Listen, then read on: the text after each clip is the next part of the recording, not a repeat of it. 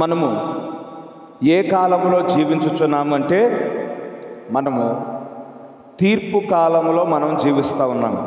మనము తీర్పు కాలంలో జీవిస్తున్నాము. అయితే మనం తీర్పు కాలంలో జీవిస్తున్నామని లోకమైతే గ్రహించలేని పరిస్థితుల్లోనే ఉన్నది. లోకానికి తెలియదు ఇది తీర్పు కాలము అని. లోకం గ్రహించటం లేదు ఈ పరిస్థితి. మనం జీవించుతున్న ఈ కాలం ఇది తీర్పు తీర్చబడే కాలము, తీర్పు ప్రకటించబడే కాలము అని లోకము గుర్తించటం లేదు. అయితే ఈ కాలపు వర్తమానికుని మరుగు చేసుకొని పరిశుద్ధాత్ముడు చాలా స్పష్టంగా ఆయన అన్యుల కాలము ముగింపులోకి వచ్చేసింది. దేవుడు అన్యులకు దాదాపుగా 2000 సంవత్సరాలు పైగా సమయాన్ని అన్యులకు ఇచ్చాడు. మనమే అన్యులమై ఉన్నాము.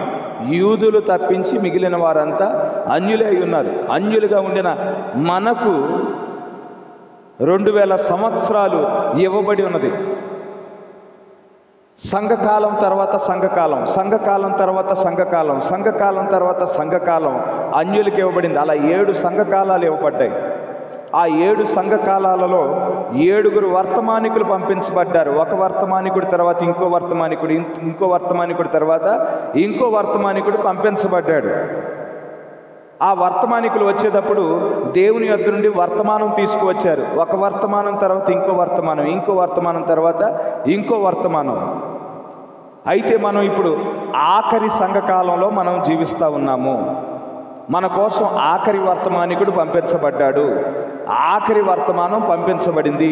దీని తర్వాత ఇంకో సంఘకాలం ఉండదు, ఇంకో వర్తమానికుడు పంపించబడడు, ఇంకో వర్తమానం దేవుని యొద్ద నుండి రాదు.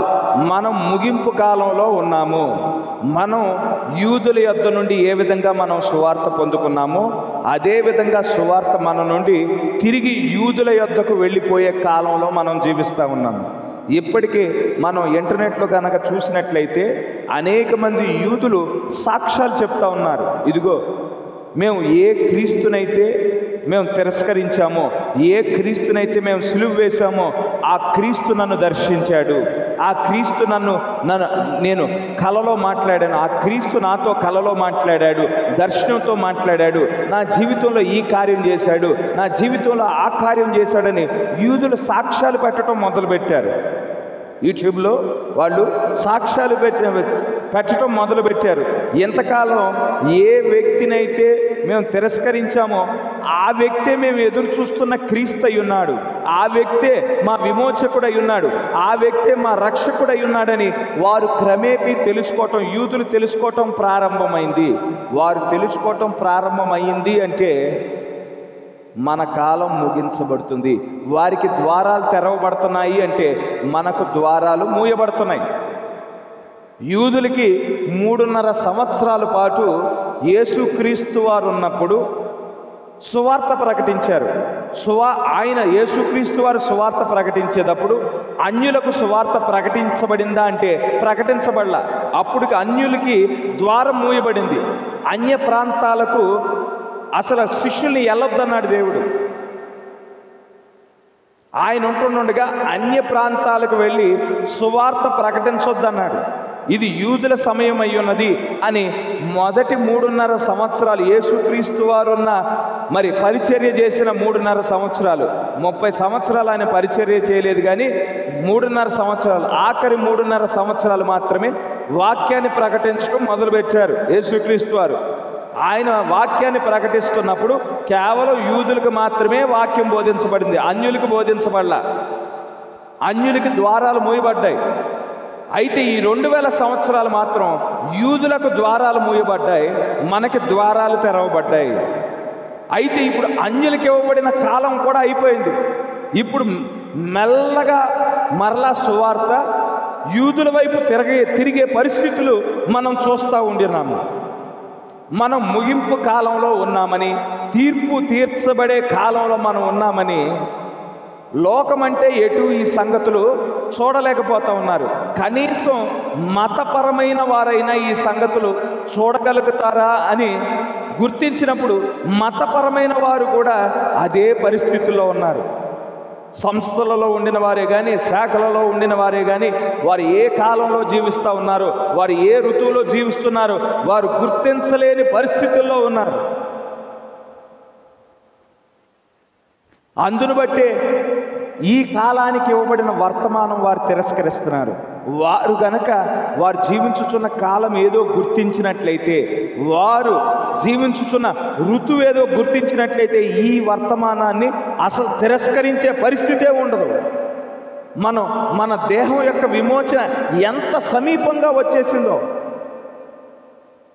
మన దేహం యొక్క విమోచన ఎంత సమీపానికి వచ్చేసిందో, దేవుడు మరి మన దేహాలు మార్చబడే ఆ కార్యము ఎంత సమీపంగా ఉన్నదో గుర్తించినట్లయితే వారు పశ్చాత్తాపడి మన వర్తమానాన్ని అంగీకరించేవారు. అయితే వారు ఈ సంగతులు చూసే పరిస్థితులు లేవు. డిగ్రీలు పొందిన వారు, ఈ బైబిల్ స్కూల్లో మరి శిక్షణ పొందిన వారు, వీరంతా చూడలేని పరిస్థితుల్లోనే ఉండటాన్ని మనం చూడగలుగుతూ ఉండేదాం. ప్రవక్త పరిచర్య చేస్తున్న దినాలలో ఆయన ఎక్కువగా ఈ పెంతుకొస్తు సంస్థల వారితో, మెథడిస్ట్ వారితో, బ్యాప్టిస్ట్ వారితో వారు కూడికలు ఏర్పాటు చేశారు. మొదటి 10 సంవత్సరాలు ఆయన అది హీలింగ్ మినిస్ట్రీగా ఉంది. వ్యాధిగ్రస్తుల కోసం ప్రార్థన చేశాడు. మొదటి 10 సంవత్సరాలు రోగగ్రస్తుల కోసం ప్రార్థన చేశాడు. దురాత్మలు పట్టిన వారి కొరకు ప్రార్థన చేశాడు. ఆ మొదటి 10 సంవత్సరాలు మనం గమనించినట్లయితే ఆయన ఎదుటి ఏ రోగము నిలవలేకపోయింది, ఏ వ్యాధి నిలవలేకపోయింది, ఏ దురాత్మ నిలవలేకపోయింది. ఆ హీలింగ్ మినిస్ట్రీ 10 సంవత్సరాలు అయిపోయిన తర్వాత దేవుడు ఏం చేశాడంటే, హీలింగ్ మినిస్ట్రీ నుండి ఆయన్ని అసలు దేనికోసం ప్రవక్త నియమించబడ్డాడో ఆ పరిచర్య ప్రారంభించున్నాడు. ప్రవక్త పంపించబడింది హీలింగ్ మినిస్ట్రీ కోసం మాత్రమే కాదు, అది కేవలం ఒక భాగం మాత్రమే. అసలైన భాగం, ప్రాముఖ్యమైన భాగం ఏంటంటే ఈ కాలపు వర్తమానం తీసుకురావటం అయ్యున్నది. ఈ కాలపు వర్తమానాన్ని తీసుకురావటం కోసం పంపించబడి ఉంటుండగా ఆ వాక్యం బోధించడానికి ఇక హీలింగ్ మినిస్ట్రీ దేవుడు ముగించినప్పుడు, అసలైన వర్తమానం బోధించుతున్నప్పుడు వారు అనుకున్నారు, ప్రవక్తను దేవుడు ఒక 10 సంవత్సరాలు వాడుకున్నాడు, అయితే ఇక ఆ వాడుకోవటం అనేది అయిపోయింది కాబట్టి ఇక పెద్దగా మరి స్వస్థత కూడికలు పెట్టడం లేదు అని వారు అనుకున్నారు. అయితే దేవుడు మొదటి 10 సంవత్సరాలు ప్రపంచం యొక్క దృష్టి ప్రవక్త వైపు తిప్పటానికి మాత్రమే ఆ హీలింగ్ మినిస్ట్రీని ఏర్పాటు చేశాడు. అసలైన పరిచర్య ఈ కాలపు వర్తమానాన్ని తీసుకురావటం కోసమే అయ్యున్నది. అయితే గమనించండి, ప్రవక్త చెప్తా ఉండినాడు, మనం ఇప్పుడు న్యాయ తీర్పు కాలంలో మనం జీవిస్తూ ఉన్నాము. న్యాయ తీర్పు కాలంలో మనం జీవిస్తూ ఉండినాము. ఆ న్యాయ తీర్పు కాలంలో దేవుడే మనుష్య కుమారుడిగా ప్రత్యక్షమవ్వాలి. దేవుడు తనను తాను మనుష్య కుమారుని యొక్క పరిచర్యలో బయలుపరుచుకోవాలి. దేవుడి ముగింపు కాలంలో తను తాను బయలుపరచుకొనకుండా తీర్పు అనేది, మరి ఉగ్రతలు కృంభరించబడటం అనేది జరగదు. ఎలా చెప్తారు అంటే, మనకి పాత నిబంధనలో ఒక ఉదాహరణ ఉంది. సొదొమ గొమొర్రా మీద దేవుడు తీర్పు కృంభరించడానికి మునుపు, ఉగ్రతను కృంభరించడానికి మునుపు ఆయన అబ్రహాముకు ప్రత్యక్షమయ్యాడా లేదా? అబ్రహాముకు ప్రత్యక్షమయ్యాడు. అబ్రహాము ఆ కాలానికి ప్రవక్త అయి ఉన్నాడు. అబ్రహాముకి దేవుడు చేయనై ఉన్న సంగతులు చెప్పి కానీ చేయడు. ఎందుకంటే దేవుని యొక్క విధానం అది. తన దాసులైన ప్రవక్తలకు బయలుపరచకుండా మన దేవుడైన యెహోవా ఏది చేయడు. అది ఆయన విధానం. మొదటి నుండి అదే విధంగా ఉంది. అబ్రహాము కాలంలో సొదొమ గొమొర్రా పట్టణాలను నాశనం చేయటానికి మునుపు ఆ కాలపు ప్రవక్తకు దేవుడు ప్రత్యక్షమై సింధూర వృక్షం క్రిందుండిన అబ్రహాముతో మాట్లాడి, ఇదిగో సొదొమ గొమొర్రాకు జరిగించనైన కార్యాన్ని అబ్రహాముకు దేవుడు చెప్పాడు. అదే విధంగా మరలా ఈ కాలంలో దేవుడు ఉగ్రతలు కుమ్మంచాలి అంటే, శ్రమల కాలం ఈ కాలంలో ప్రారంభం అవ్వాలి అంటే, ఈ కాలంలో మరలా నేను నా దాసుడైన ఏలియాని నేను పంపిస్తాను. యెహోవా నియమించిన మహాభయంకరమైన ఆ దినము రావటానికి మునుపు నా దాసుడైన ఏలియాని మీ యొద్దకు పంపిస్తాను. నేను మిమ్మల్ని శపించుకుంటున్నట్లు అతడు వచ్చి ఏం చేస్తాడు? తండ్రుల హృదయాన్ని పిల్లల తట్టు, పిల్లల హృదయాన్ని తండ్రుల తట్టు తిప్పుతాడు. కనుక యెహోవా నియమించిన భయంకరమైన మహాదినం రావటానికి మునుపు ఏలియాత్మ కలిగిన ప్రవక్త రావాలి అని మలాకీ గ్రంథంలో స్పష్టంగా రాయబడింది. ఈ వాక్యాన్ని ఎవరూ కాదనలేరు. శ్రమల కాలం రావాలి అంటే, మరి దేవుని యొక్క ఉగ్రతలు క్రొమ్మరించబడాలి అంటే మొదటిగా దేవుని వాక్య ప్రకారం ఏలియా రావాల్సి ఉన్నది. ఆ ఏలియాకు జరగనయ్యున్న కార్యములు దేవుడు బయలుపరిస్తే గాని ఈ సంగతులన్నీ జరిగించడం. అది వాక్యము. ఆ వాక్యాన్ని ఎవరు కాదనలేరు. కనుక ఆయన ఏలియాకు బయలుపరచాలి అంటే ఆయన మొదటగా ఆయన దిగి రావాల్సిన వాడై ఉన్నాడు. అబ్రహాము దగ్గరికి దిగి వచ్చినట్లు ఆయన దిగి రావాల్సిన వాడై ఉన్నాడు. 1963 సంవత్సరం ఫిబ్రవరి 28వ తారీఖున దేవుడే మరి బలిష్ఠుడైన దూతగా దిగి వచ్చాడనే సంగతి అనేక మందికి తెలియదు. ఆయన ప్రవక్త యొక్క వర్తమానాల ద్వారా నేనే దిగి వచ్చాను, నేనే మీ మధ్యన ఉన్నాను. ఇదిగో ప్రకటన గ్రంథం 10వ అధ్యాయం 1వ వచనంలో చెప్పబడిన రీతిగా ఇదిగో ఆ బలిష్ఠుడైన దూతను నేనే అయ్యున్నాను. నా చేతిలో తెరవబడిన పుస్తకం ఉన్నది. ఇప్పుడు నేను పరలోకంలో లేను, కానీ నేను ఈ భూమి మీదకి దిగి వచ్చాను. ఒక పాదాన్ని భూమి మీద మోపాను, ఒక పాదాన్ని సముద్రం మీద మోపాను. అది వాక్యమై ఉన్నది. ఆ వాక్యాన్ని ఎవరు కాదనలేరు. నేను దిగి వచ్చానని ప్రవక్త పరిచర్య ద్వారా ఆయన బయలుపరుచుకుంటున్నాడు. ఆయన బోధించిన వర్తమానాల ద్వారా బయలుపరుచుకుంటూ ఉంటున్నాడు. వెలుగు ప్రసరింపజేయగల ఒక ఆయన ఇక్కడ ఉన్నాడు అనే వర్తమానం ద్వారా ఏం చెప్తా ఉన్నాడు? ఇదిగో నేను ఇక్కడే ఉన్నాను, నేనే వెలుగును ప్రసరింపజేయువాడనై ఉన్నాను అని ఆ వర్తమానం ద్వారా చెప్తూ ఉంటున్నాడు. Then Jesus came and begin to show all these things. యేసు అప్పుడు వచ్చి సమస్త సంగతులు చూపించాడనే వర్తమానం ద్వారా ఏం చెప్తా ఉండినాడు? ఇదిగో దిగి వచ్చిన యేసును నేనే అయ్యున్నాను, సమస్త సంగతులు చూపించువాడను నేనే అయ్యున్నాను అని ఆ వర్తమానం ద్వారా దేవుడు మనతో మాట్లాడుతూ ఉన్నాడు. సొలొమోను కంటే గొప్పవాడు ఇక్కడ ఉన్నాడు అనే వర్తమానం ద్వారా ఇదిగో సొలొమోను కంటే గొప్పవాడనైన నేను మీ మధ్యన ఉన్నాను. Recognising your day and its message. నీ దినమును గుర్తించుట మరియు నీ వర్తమానాన్ని గుర్తించుట. ఇదిగో నువ్వు ఏ కాలంలో ఉన్నావో గుర్తించు, ఏ ఋతువులో ఉన్నావో గుర్తించు, నీకు ఇవ్వబడిన వర్తమానాన్ని గుర్తించు అని దేవుడు చెప్పటం మనం చూడగలుగుతూ ఉంటున్నాం. అయితే ఆ దిగి వచ్చిన బలిష్ఠుడైన దూత ఎక్కడండి అని మీరు అడగొచ్చు. ఆయన ఒక పరిమాణంలో ఉన్నాడు, మనం ఇంకో పరిమాణంలో ఉన్నాము. మనమేమో మొదటి 3 పరిమాణాలకు సంబంధించిన వారమై ఉన్నాము. వెలుగు, పదార్థము, సమయం, దానికి సంబంధించిన పరిమాణం మనం. ఆ మొదటి 3 పరిమాణాలు. ఆయన వేరే పరిమాణంలో ఉన్నాడు కాబట్టి మన జ్ఞానేంద్రియాల ద్వారా మనం చూడలేకపోతున్నాము. ఈ 3 పరిమాణాలకు సంబంధించిన సంగతులే ఈ జ్ఞానేంద్రియాల ద్వారా చూడవచ్చు, స్పర్శించవచ్చు, వాసన, రుచి అనేది తెలుస్తాయి. ఆయన మనకి కనిపించినంత మాత్రాన దేవుడు ఇక్కడ లేడు అని కాదు. ఉదాహరణకి మీకు అర్థమయ్యేలా చెప్పాలంటే, ఇక్కడ ఈ గదిలో, ఈ ఆలయంలో ఫోన్ సిగ్నల్స్ ఉన్నాయి. మన భౌతికమైన నేత్రాలతో ఫోన్ సిగ్నల్స్ని చూస్తున్నామా? చూడలేకపోతున్నాం. రేడియో సిగ్నల్స్ ఉన్నాయి. రేడియో సిగ్నల్స్ని మనం చూడగలుగుతున్నామా? చూడలేకున్నాము. కానీ రేడియో ఆన్ చేస్తే పాటలు వస్తాయి, రేడియో ఆన్ చేస్తే వార్తలు వస్తాయి. ఎలా వస్తూ ఉన్నాయి? ఇక్కడ సిగ్నల్ ఉంది, ఆ సిగ్నల్ని రేడియో క్యాచ్ చేస్తూ ఉన్నది. ఫోన్ ఆన్ చేసినప్పుడు మనకి ఫోన్ కాల్స్ ఎలా వస్తూ ఉన్నాయి, వీడియో కాల్స్ ఎలా వస్తూ ఉన్నాయి? ఇక్కడ ఫోన్ సిగ్నల్ ఉంది కాబట్టే వస్తూ ఉన్నాయి. అయితే మనం భౌతికమైన నేత్రాలతో ఆ సిగ్నల్ చూస్తూ ఉన్నామంటే చూడలేకున్నాం. ఎందుకంటే అది వేరే, ఆ సిగ్నల్స్ అనేవి వేరే పరిమాణంలో ఉన్నాయి. అలాగే మన దేవుడు కూడా ఇక్కడ వేరే పరిమాణంలో ఉన్నాడు కాబట్టి మనం చూడలేకపోతూ ఉన్నాము. కానీ ఏ దేవుడైతే పౌలుకి ప్రత్యక్షమయ్యాడో ఆ దేవుడు ఇక్కడ మన మధ్యనే ఉన్నాడు. ఏ దేవుడైతే మోషేతో మండుచున్న అగ్ని పొద ద్వారా మాట్లాడాడో ఆ దేవుడు ఇక్కడే ఉంటున్నాడు. అయితే వేరే పరిమాణంలో ఉండటాన్ని మనం చూస్తూ ఉండినాము. అయితే గమనించండి, ఈ లోకం ఎందుకని మనం తీర్పు కాలంలో జీవిస్తూ ఉన్నాము, మనం ముగింపు కాలంలో జీవిస్తూ ఉన్నామని లోకం ఎందుకు గ్రహించటం లేదు, సంస్థలు ఎందుకు గ్రహించటం లేదు, శాఖలు ఎందుకు గ్రహించటం లేదు అంటే వారు వారి సాంప్రదాయాలలో మునిగిపోయారు, వారి ఆచారాలలో మునిగిపోయారు,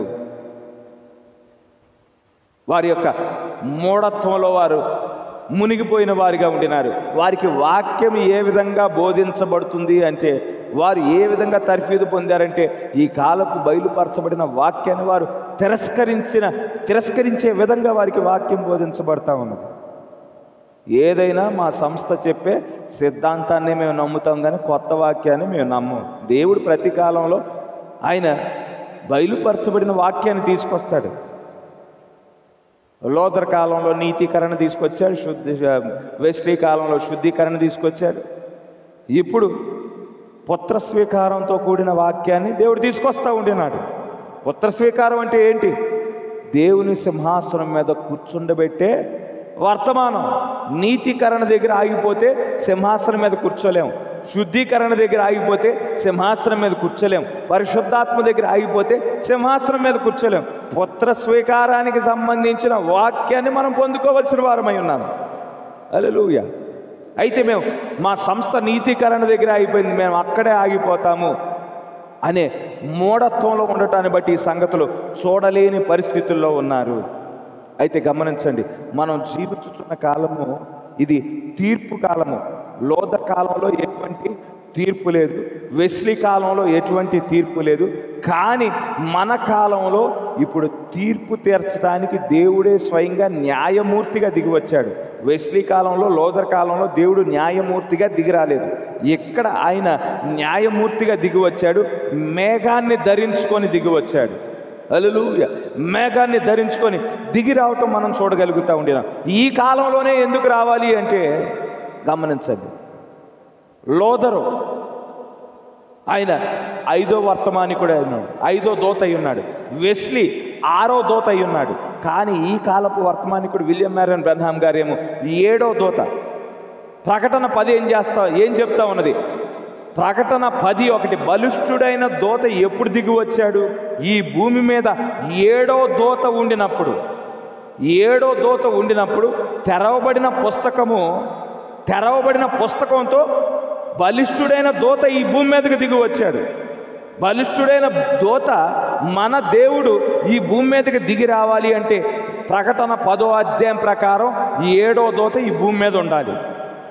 7వ దూత ఈ భూమి మీద ఉండినప్పుడు ఆ 7వ దూత ద్వారా సమస్త మర్మాలు దేవుడు బయలుపరుస్తాడు. సమస్త ముద్రలు దేవుడు ఆయన విప్పేవాడిగా ఉండినాడు. మరి విమోచన ప్రణాళిక గురించి, దైవత్వం గురించిన ప్రత్యక్షతను గురించి, సమస్త సంగతుల గురించి ఆయన తేటపరచవలసిన వాడై ఉన్నాడు.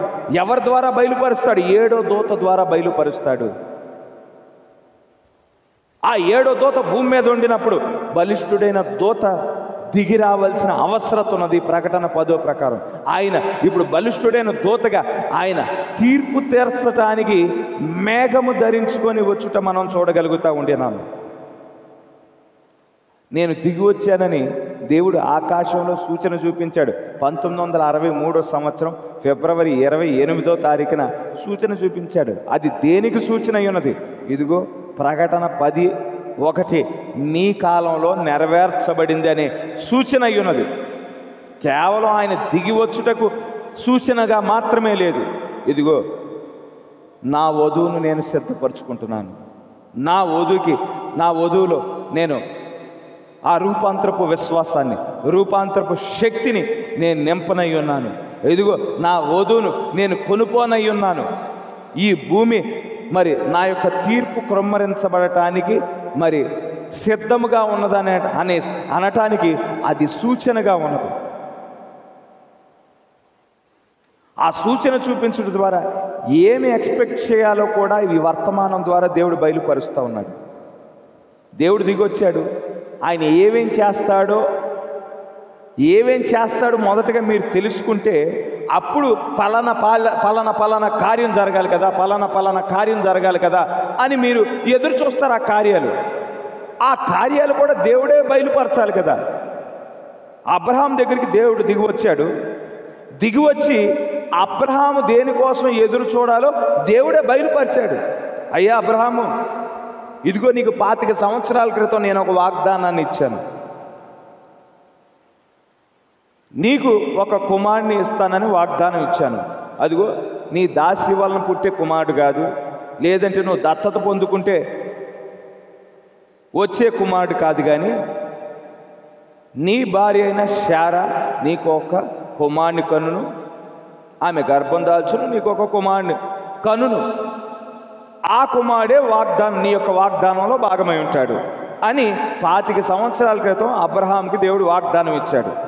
ఇప్పుడు సింధూర వృక్షం క్రింద అబ్రహాము కూర్చున్నప్పుడు దేవుడే దిగివచ్చాడు. దిగివచ్చి మార్చబడిన పేరుతో పిలుస్తూ ఉన్నాడు. అబ్రహామా అని పిలుస్తూ ఉండినాడు. అబ్రహాం గారు గుర్తుపట్టేశారు, ఇదిగో ఈ మార్చబడిన పేరు, నా పేరు అబ్రాము అని అందరికీ తెలుసు, ఈ ఊళ్ళో అందరికీ తెలుసు. కేవలం అబ్రహాముగా మార్చబడిందని నాకు నా దేవునికి మధ్యనే అది పర్సనల్ సంగతి అయి ఉన్నది, అది రహస్య సంగతి అయి ఉన్నది, నా దేవునికి మాత్రమే తెలుసు. కనుక వచ్చినవాడు నాతో మాట్లాడుచున్న నా దేవుడే అయి ఉన్నాడని అబ్రహాం గుర్తించేశాడు. గుర్తించేసి తన గుడారం దగ్గరికి ఆహ్వానించాడు. భోజనం చేయటానికి ఆహ్వానించినప్పుడు దేవుడు అబ్రహాంతో మాట్లాడుతూ ఉన్నాడు. ఇదిగో 25 సంవత్సరాల క్రితం నీకు వాగ్దానం ఇచ్చాను కదా, ఆ వాగ్దానము నెరవేర్చబడే గడియ ఆసన్నమైంది అని ఎప్పుడైతే దేవుడు చెప్పి ఉన్నాడో, ఇక అబ్రహాము ఎదురుచూపు మొదలైంది, నిరీక్షణ మొదలైంది. ఇదిగో నా దేవుడు నాకు వాగ్దాన సంతానాన్ని ఇస్తానని చెప్పాడు కదా, ఈ గడియలోనే అది నెరవేర్చబడుతుంది కదా. నేను ఈ విధంగా నేను బలహీనంగా ఉంటే ఆ సంతానాన్ని పొందుకోలేను, నా భార్య ఈ విధంగా బలహీనరాలుగా ఉంటే ఆ సంతానం పొందుకోలేదు. కనుక నా దేవుడు నా దేహాన్ని మార్చనై ఉన్నాడు, నా దేవుడు నా భార్య యొక్క దేహాన్ని మార్చనై ఉన్నాడని ఎదురుచూపు ప్రారంభమైంది. దేవుడే స్వయంగా వచ్చి దేనికోసం ఎదురు చూడాలో అబ్రహాంకి బయలుపరిచారు. ఇప్పుడు ఈ కాలంలో కూడా దేవుడే దిగి వచ్చాడు. ప్రవక్త యొక్క వర్తమానం ద్వారా మనం దేనికోసం ఎదురు చూడాలో ప్రవక్త యొక్క వర్తమానం ద్వారా దేవుడే చెప్తా ఉంటున్నాడు. ఇదిగో నేను దిగొచ్చానంటే మీ దేహం యొక్క విమోచన కోసమే నేను దిగొచ్చాను. 2000 సంవత్సరాల క్రితం నేను మీకోసం రక్తాన్నే క్రయధనముగా చెల్లించాను, నా ప్రాణాన్నే క్రయధనముగా చెల్లించాను.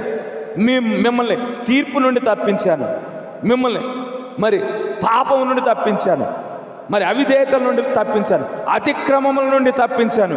అయితే ఇప్పుడు మిమ్మల్ని ఆ విమోచన కార్యాన్ని పూర్తి చేయటానికి నేను దిగి వచ్చాను. ఇదిగో ఇప్పుడు మీ దేహాలు మార్పు కోసం ఎదురు చూడండి. మొదటి సంఘకాలంలో వారి దేహాలు సజీవంగా ఉంటుండగా మార్చబడలేదు. రెండో సంఘకాలంలో వారి దేహాలు సజీవంగా ఉంటుండగా మార్చబడలేదు.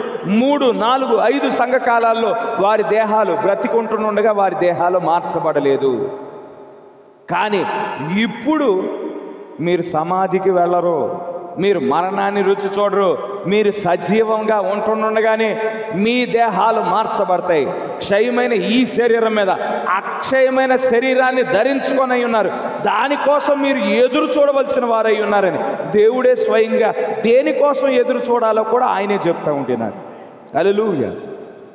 అయితే ఈ సంగతులన్నీ ఆ కాలం ప్రవక్త బోధిస్తూ ఉంటుండగా ఈ సంగతులు పట్టుకోకుండా ఆ కాలంలో సంస్థల వారు ఏం చేశారంటే, ఆ మెథడిస్టు, ఆ బాప్టిస్టు, ఆ పెంతెకోస్తు సంస్థల వారు ఏం చేశారంటే, మేము భాషలు మాట్లాడగలం, మేము ప్రవచించగలం, మేము తర్జుమా చేయగలం, ఈ వరాలు చూసి వారు అతిశయం పొంది అసలైన సంగతిని వారు తప్పిపోయిన వారుగా ఉండినారు. అసలైన సంగతి వారు పట్టుకోలేని వారుగా ఉండినారు. అయితే ఈ సంగతులన్నీ దేవుడే స్వయంగా ఎవరినైతే ఆయన నిర్ణయించాడో, ఎవరినైతే ఈ సంగతులు బయలుపరచడానికి అభిషేకించున్నాడో ఆ ప్రవక్త ద్వారా బయలుపరచడం మనం చూడగలుగుతూ ఉండేను. ఎల్లప్పుడూ దేవుడు ప్రవక్తల ద్వారా మాట్లాడువాడై ఉన్నాడు, మనుష్యుల ద్వారా మాట్లాడువాడై ఉన్నాడు. స్వయంగా వచ్చి ఆయన మరి ఆ యొక్క అగ్ని ద్వారా మాట్లాడు, ఆయన గాలి ద్వారా, సుడిగాలి ద్వారా మాట్లాడు, ఆయన వెలుగు గుండా మాట్లాడాడు. కానీ ఆయన ఎల్లప్పుడూ ఒక మనుషుని ఏర్పాటు చేసుకుని వాడై ఉన్నాడు. ఈ కాలపు ప్రవక్తను దేవుడు ఏర్పాటు చేసుకున్నాడు. ఆ ప్రవక్త ద్వారా దేవుడు మాట్లాడుతూ ఉన్నాడు.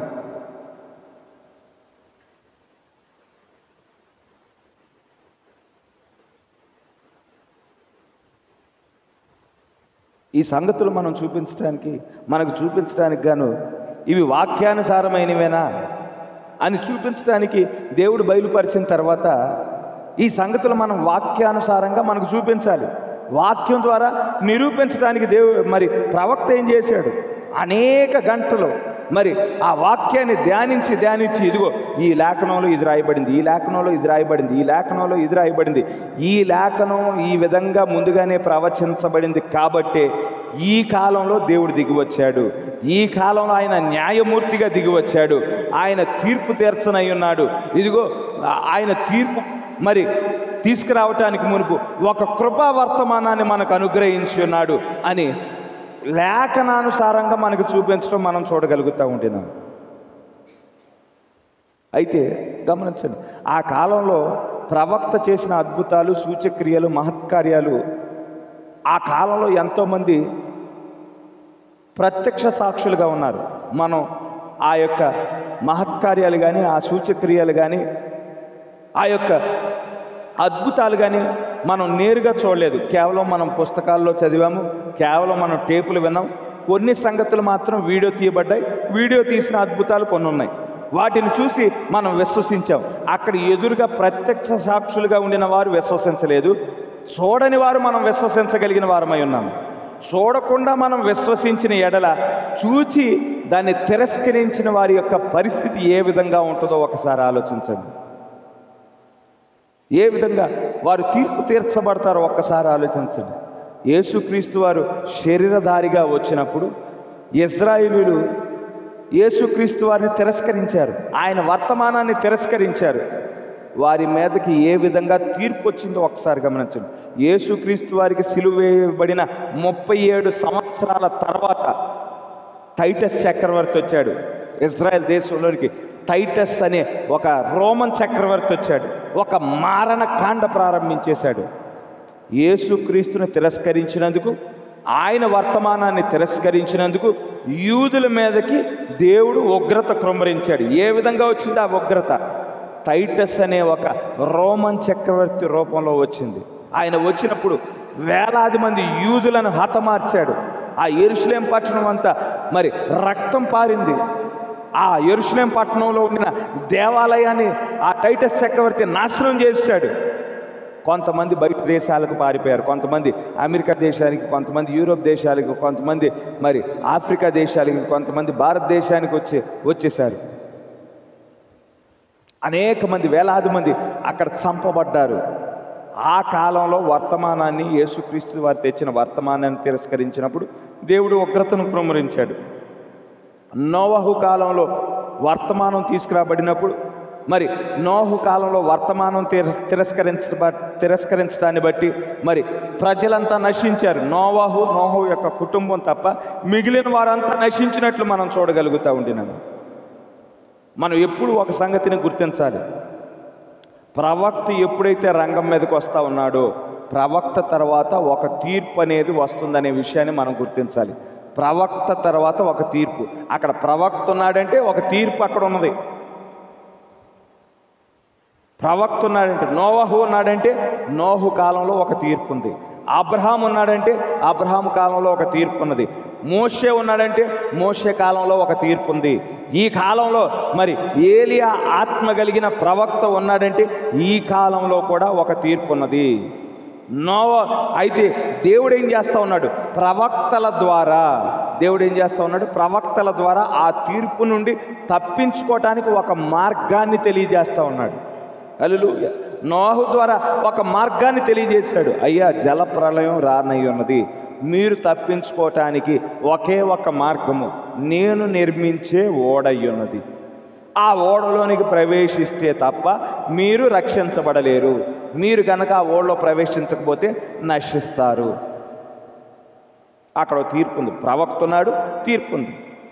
అబ్రహాము కాలంలో అబ్రహాము ఒక ప్రవక్తగా ఉన్నాడు. సొదొమ గొమొర్రా పట్టణం పాపముతో నిండిపోయినది, అక్కడ తీర్పు. తర్వాత ఏలియా కాలం, ఏలియా అహాబు మరియు ఇశ్రాయేలు మీద కుమ్మరించిన తీర్పు. ఇర్మియా కాలము, ఇర్మియా కాలంలో ఇజ్రాయేలు ఆ యొక్క బబులోను దేశానికి అప్పగించబడింది. ప్రతి కాలంలో ప్రవక్త ఉన్నాడు. మోషే కాలంలో అక్కడ మోషే ఒక ప్రవక్తగా నిలబడ్డాడు. ఐగుప్తు మీద తీర్పు. ప్రవక్త ఉన్నాడు అంటే అక్కడ ఒక తీర్పు. అయితే ఈ ప్రవక్తలు ఒక దేవుని ఉగ్రతను తప్పించుకోవటానికి ఒక మార్గాన్ని చెప్పేవారిగా ఉంటారు.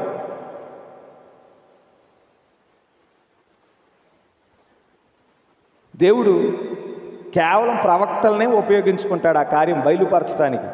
పాస్టర్లను ఉపయోగించుకోడు, లేదంటే సువార్థికులను ఉపయోగించుకోడు, లేదంటే బోధకులను ఉపయోగించుకోడు, లేదంటే అపోస్తులను ఉపయోగించుకోడు. ప్రవక్త యొక్క పరిచర్య కలిగిన వారిని మాత్రమే దేవుడు ఉపయోగించుకుంటాడు. మొదటి నుండి అదే దేవుని యొక్క విధానమై ఉన్నది. హల్లెలూయా. ప్రవక్తలు వారు మాట్లాడినప్పుడు దేవుడు దాన్ని నిరూపిస్తాడు. ఇది వారి మాటలు కాదు కానీ ఇది నా మాటలై ఉన్నాయి అని దేవుడు స్వయంగా వారి మాటలను నిరూపిస్తాడు. మోషే కాలంలో మోషే దేవుని ద్వారా పంపించబడిన ప్రవక్తని నిరూపించలేదా? అలా ప్రతి కాలంలో ప్రవక్తను నిరూపించువాడై ఉన్నాడు. ఆ ప్రవక్త కూడా ఏ విధంగా ఉంటాడంటే లోకంతో రాజీ పడేవాడిగా ఉండడు, లోకానికి వేరుగా ఉంటాడు. నోహు కాలంలో గమనించండి, నోహు లోకానికి వేరుగా ఉన్నాడు. నోహు కాలంలో చర్చిలు లేవా, సంఘాలు లేవా, వాక్యము బోధించబడలేదంటే అక్కడ నోహు కాలంలో చర్చిలు ఉన్నాయి. ఈ కాలంలో పాస్టర్లు ఉన్న విధంగా పాస్టర్లు అప్పుడు ఉన్నారు. ఈ కాలంలో బోధించబడినట్లు వాక్యము బోధించబడింది. కానీ దేవుడు అటువంటి పెద్ద సంస్థల నుండి ఎప్పుడు తన ప్రవక్తను ఎంపిక చేయడు. ఒక సామాన్యుడిని లేవనెత్తుతాడు. సామాన్యుడిని లేవనెత్తి తన వాక్యాన్ని బయలుపరచువాడై ఉన్నాడు. నోవహు, ఇదిగో నేను ఈ వాక్యాన్ని బోధిస్తున్నాను కదా, నన్ను హేళన చేసి నన్ను హేళనగా మాట్లాడుతూ ఉన్నారు, నన్ను అవమానకరంగా మాట్లాడుతూ ఉన్నారు, నన్ను గురించి వ్యంగ్యంగా మాట్లాడుతున్నారు కదా, నేను కొంచెం వారితో కలుద్దాము, ఈ వాక్యం నిమిత్తం కొంత రాజీ పడదాము అని నోవహు ఎన్నడూ అనుకోలేదు. నోహు వాక్యము కొరకు నిలబడిన వాడిగా ఉన్నాడు. ఎందుకంటే ఆయన యెహోవా ఎలాగో సెలవిచ్చుచున్నాడు కలిగి ఉన్నాడు. అబ్రహాము వెళ్ళి సొదొమ గొమొర్రాలో కలవలేదు. దేవుడు ఏ స్థానంలో అయితే నిలబెట్టాడో అదే వాగ్దాన దేశంలో నిలిచి ఉన్నాడు. అదిగో లోతు చూశాడు, ఆ సొదొమ గొమొర్రా పట్టణం పచ్చగా కనిపించిందంట. పచ్చగా కనిపించిందని లోతు వెళ్ళినట్టు అబ్రహాం వెళ్ళిపోలేదు. దేవుడు ఏ స్థానంలో నిలబెట్టాడో అదే స్థానంలో నిలబెట్టాడు. ఆ సొదొమ గొమొర్రా పట్టణాల్లో సంఘాలు లేవా, పాస్టర్ లేవా, వాక్యం బోధించబడలేదా? ఈ కాలంలో బోధించబడుచున్నట్లు ఆ కాలంలో కూడా బోధించబడింది. ఈ కాలంలో ఉండిన పరిస్థితులే ఆ కాలంలో ఆ లోతు దినాల్లో కూడా ఉన్నాయి. ఈ కాలంలో గమనించండి, పురుషులు పెళ్లి చేసుకునే వాళ్ళు పాస్టర్లుగా చేస్తూ ఉన్నారు. స్త్రీలను పెళ్లి చేసుకునేవారు పాస్టర్మలను చేస్తూ ఉన్నారు. పురుషులు స్త్రీల వస్త్రధారణ, స్త్రీల మాదిరిగా లిప్స్టిక్లు, స్త్రీల మాదిరిగా మరి ఈ చెవుపోగులు పెట్టుకున్నవారు, వారిని అభిషేకించి బలిపీఠం దగ్గర నిలబడుతున్నారు. నేను మెథడిస్టో బాప్టిస్టో ఏదో సంఘంలో అండి, ఈ ట్రాన్స్జెండర్స్ ఉంటారుగా, ఈ పురుషులు స్త్రీలుగా మారి ఆ స్త్రీల బట్టలు వేసుకున్న వాళ్ళు వాళ్ళ వల్లే లిప్స్టిక్లు వేసుకున్న వాళ్ళని అభిషేకం చేసి పులిపీఠ దగ్గర నిలబెట్టారు. ఆ సొదొమ గొమొర్రాల పరిస్థితులు ఏ విధంగా ఉన్నాయో అదే పరిస్థితులు ఈ కాలంలో ఉన్నాయి. ఆ కాలంలో అబ్రహాము రాజీ పడ్డాడా? రాజీ పడలేదు. అదే విధంగా ఈ కాలపు ప్రవక్త, నిజ ప్రవక్త కూడా రాజీపడ్డ పరిస్థితులను బట్టి. ప్రవక్తలు వారి సొంత ఆలోచనను వ్యక్తం చేసేవారిగా లేరు. ప్రవక్తలు దేవుడు ఏదైతే బయలుపరిచాడో అదే వాక్యాన్ని, అది ప్రజలు తీసుకున్నా తీసుకోకపోయినా, ప్రజలు వ్యతిరేకించినా అంగీకరించినా కానీ దేవుడు బయలుపరిచిన కార్యాన్ని వారు బోధించువారిగా ఉంటారు. ఎందుకంటే వారికి ఏదైతే చూపించబడిందో అది దేవుని మాట కనుక భూమి ఆకాశములు గతించిపోనేమో కానీ నా మాట నెరవేరక మానదని వాక్యంలో చెప్పబడి ఉన్నది కనుక వారికి బయలుపరచబడిన మాట దేవుని మాట కనుక అది నెరవేర్చకుండా ఏ శక్తి ఆపలేదు. ఇప్పుడు ఈ కాలపు ప్రవక్త దేవుని వాక్యాన్ని కలిగి ఉన్నాడని దేవుడే స్వయంగా వచ్చి నిరూపించాడు. ఏ విధంగా నిరూపించాడు? రోగాల కోసం ప్రార్థన చేయించుకోవటానికి ప్రజలు వచ్చినప్పుడు ఒక సాధారణమైన మనిషి, ఇదిగో నువ్వు పలానా స్వీడన్ దేశం నుంచి వస్తూ ఉన్నావు, ఇదిగో నీ ఫోన్ నెంబర్ పలానా, నువ్వు 25 సంవత్సరాల క్రితం నీ జీవితంలో ఈ పని చేసావు కాబట్టి నీకు ఈ వ్యాధి ప్రారంభమైందని ఒక సాధారణమైన మనిషి చెప్పగలడా? వేరే దేశం నుండి వస్తున్న వ్యక్తిని ఆయన ఫోన్ నెంబర్ చెప్తా ఉన్నాడు, ఆయన వీధి పేరు చెప్తా ఉన్నాడు, నువ్వు 25 సంవత్సరాల క్రితం ఇదిగో ఈ వ్యక్తిగతమైన పాపం చేసావు, అందుకే ఈ రోగం ప్రారంభమైంది అని ఒక సాధారణమైన వ్యక్తి చెప్పగలడా అంటే ఒక సాధారణమైన వ్యక్తి చెప్పలేడు. ఎందుకంటే ఎలా చెప్పగలిగాడు విలియం మ్యారియన్ బ్రెన్హామ్ గారు అంటే ఆయన పక్కన ఆ అగ్నిస్తంభం నిలబడి ఉన్నది. ఆయన స్వయంగా ఒప్పుకుంటా ఉన్నాడు, ఇదిగో నా సొంత శక్తి కాదు, నా సొంత సామర్థ్యత కాదు, నా పక్కన ఆ అగ్నిస్తంభం ఉన్నది, నా పక్కన ఆ వెలుగు ఉన్నది, నా పక్కన నిబంధన దూత ఉన్నాడు, ఆయన ఏదైతే చూపిస్తా ఉన్నాడో దాన్నే నేను చెప్తా ఉన్నాను. నేను కనీసం 7వ తరగతి కూడా సరిగ్గా చదవని వాడనై ఉన్నాను. నాకు ఆయన చూపించేయే నేను చెప్తున్నాను, ఆయన బయలుపరిచే సంగతులే నేను చెప్తా ఉన్నాను. అయితే నా పక్కన వెలుగు ఉంది, నా పక్కన అగ్నిస్తంభం ఉన్నది, నా పక్కన నిబంధన దూత ఉన్నది అని చెప్పుచున్నప్పుడు వారికి ఏమో అక్కడ వెలుగు కనిపించలే, వారికి ఏమో ఆ అగ్నిస్తంభం కనిపించలేదు కనుక వారు నమ్మలేదు. కనుక దేవుడు ఏం చేశాడంటే మనకి తెలుసు, ఆ ప్రవక్త గారిని ఫోటో తీసినప్పుడు ఆయన తల మీద అగ్నిస్తంభం ప్రత్యక్షమైంది. హల్లెలూయా. ఆ అగ్నిస్తంభం ప్రత్యక్షమైనప్పుడు ఆ ఫోటోను పరీక్షించడానికి పంపించారు. పరీక్షించి FBI వారు పరీక్షించి, ఇదిగో ఇది ట్యూబ్లైట్ల వల్ల వచ్చిన వెలుగు కాదు, ఈయన మీద ఉన్న వెలుగు, బొలుబుల వలన వచ్చిన వెలుగు కాదు, లేదంటే సూర్యకాంతి వలన వచ్చిన వెలుగు కాదు, ఇది సహజాతీతమైన వెలుగని సైన్ పెట్టి స్టాంప్ వేసి సర్టిఫికెట్ ఇవ్వటం మనం చూడగలుగుతూ ఉండినాం. ఆ ప్రవక్త ఆయన మీద ఉండిన అగ్నిస్తంభం ఫోటో ఈనాడు అమెరికా దేశంలో వైట్ హౌస్లో ఉంది. ప్రవక్త కంటే పేరుగాంచిన వాళ్ళు బోల్డ్ మంది ఉన్నారు సేవకులు. బిల్లీ గ్రహం ఉన్నాడు, ఓరల్ రాబర్ట్స్ ఉన్నాడు, ఇలా అనేక మంది ఉన్నారు సేవకులు. ప్రవక్త గారి కంటే ఇంగ్లీష్ బాగా మాట్లాడగలిగేవాళ్ళు, ప్రవక్త గారి కంటే విద్యావేత్తలు, ప్రవక్త గారి కంటే ఎక్కువ ఫాలోయింగ్ కలిగిన వారు. అయితే వారెవరి మీద ఆ సహజాతీతమైన వెలుగు లేదు.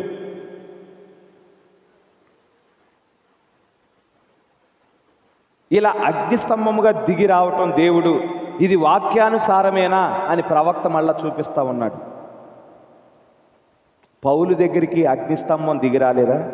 ఆయన ఆ దమస్కుకు వెళ్తూ ఉంటుంటే దమస్కు వెళ్ళే మార్గంలో సౌలా సౌలా నన్ను ఎందుకు హింసించుచున్నావు అని మాట్లాడలేదా? అక్కడికి ఏ విధంగా దిగొచ్చాడు? అగ్నిస్తంభంగా దిగొచ్చాడు. రాత్రిపూట దిగొచ్చాడా? పట్టపగలు సూర్యకాంతి మరి సూర్యుని యొక్క కాంతి కంటే ప్రకాశమానంగా ఉందంట అగ్నిస్తంభం. మోషే దగ్గరికి దిగి రాలేదా? మండుచున్న పొద యొద్ద మోషే యొద్దకు దిగి రాలేదా? పెంతుకొస్తు దినాన ఆ మేడగది మీద 120 మంది ఏక మనసుతో ఏక ఆత్మతో వారు ప్రార్థన చేయుచుంటుండగా అగ్నిస్తంభముగా దిగి రాలేదా? నేడును అదే విధంగా దిగి వచ్చాడు. ఇది పూర్తిగా వాక్యానుసారమైనది.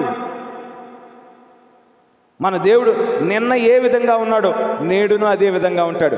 నేడు ఏ విధంగా ఉంటాడో రేపును అదే విధంగా ఉండి వాడై ఉన్నాడు. ఆయన మారని వాడిగా ఉంటాడు, మార్పు లేని వాడిగా ఉంటాడు. ఆయన విధానాలు మారనివిగా ఉంటాయి. హల్లెలూయా. అయితే గమనించండి, మనం తీర్పు కాలంలో మనం జీవిస్తూ ఉన్నాం. అయితే ఈ తీర్పు కాలంలో లోకం యొక్క పరిస్థితి ఏ విధంగా ఉంది? చీకటి కమ్మి ఉందంట. చీకటి, అగాధ చీకటి కమ్మి ఉన్నది. ఇలా చీకటి పూర్తిగా చీకటిమయమైపోతుందని యెషయా ముందుగానే ప్రవచించాడు. ఆ ప్రవచనం యొక్క నెరవేర్పే ఉన్నది. ఎందును బట్టి చీకటి కమ్మి ఉన్నది?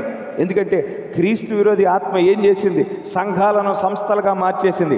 సంస్థలుగా మార్చేసిన తర్వాత వారు బయలుపరచబడిన దేవుని వాక్యాన్ని అంగీకరించడం లేదు. మానవ సిద్ధాంతాల మీద సంస్థలు కట్టబడ్డాయి. మానవ కల్పన కథల మీద సంస్థలు కట్టబడ్డాయి. ఎప్పుడైతే దేవుని ప్రత్యక్షతను వారు తోసివేశారో, దేవుడు సంఘంలో లేడు కానీ సంఘం బయట ఉన్నాడు. సంఘం బయట ఆయన నిలబడి ద్వారాన్ని తడతా ఉండినాడు.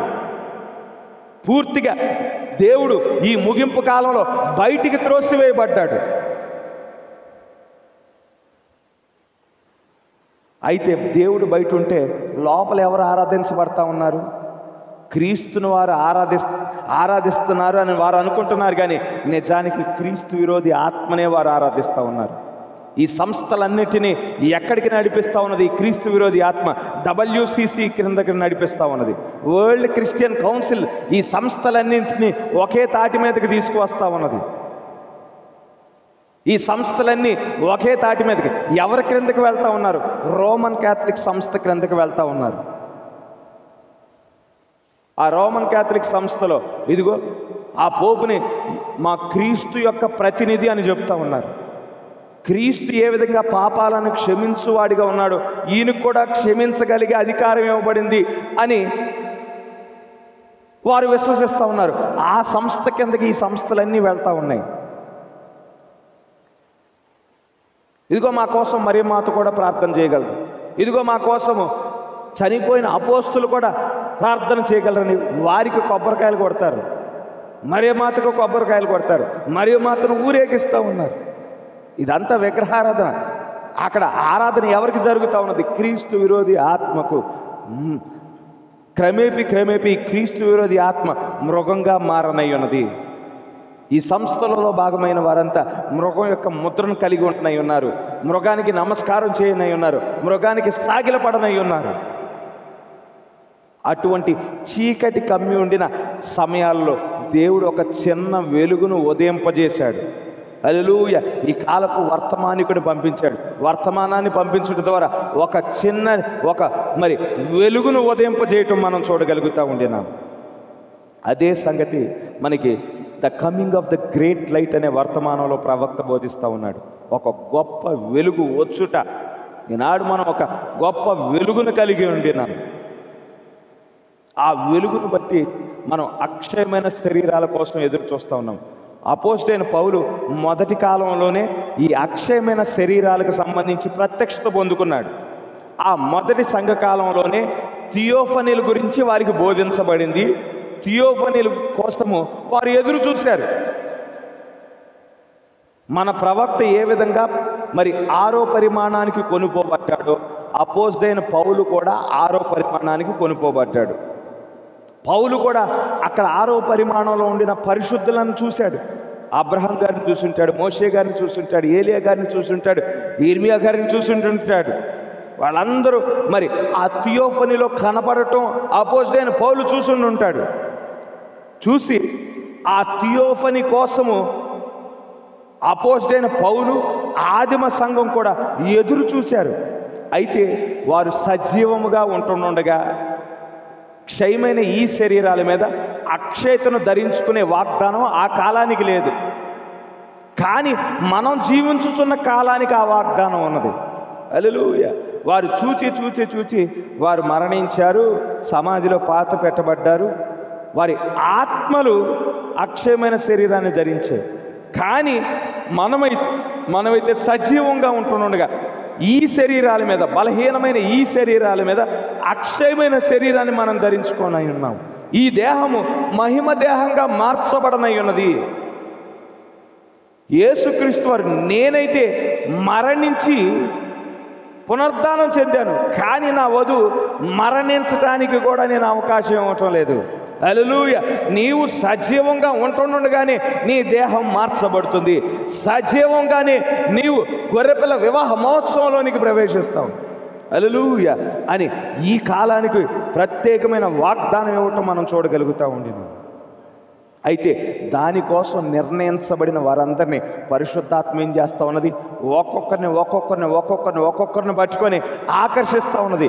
ఈ వాక్యం వైపు ఆకర్షిస్తూ ఉండేది.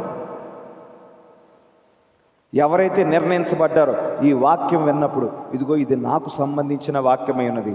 ఆ తల్లి పక్షిరాజు యొక్క స్వరం వినినప్పుడు ఆ తప్పిపోయిన పిల్ల పక్షిరాజు ఉన్నది కదా, ఇది నాకు సంబంధించిన స్వరము, ఇది నన్ను పిలుచుతున్న స్వరమై ఉన్నదని ఏ విధంగా గ్రహించి ఉన్నదో, మనకి ఎప్పుడైతే ఈ వాక్యము నిర్ణయించబడిన వారు ఎప్పుడైతే ఈ వాక్యాన్ని విన్నారో, ఇది నాకు సంబంధించినది అయి ఉన్నది, ఈ వాక్యాన్ని వింటున్నప్పుడు నాలో విశ్వాసం ప్రారంభమవుతుంది, ఇది సత్యమని నేను గ్రహిస్తూ ఉండినాను. హల్లెలూయా. ఈ లోకంలో ఎంత చీకటి ఉన్నా కానీ గమనించండి, మనలో ఎప్పుడైతే విశ్వాసం ప్రారంభమవుతుందో, మనలో ఎప్పుడైతే ప్రత్యక్షత బలపరచబడుతుందో,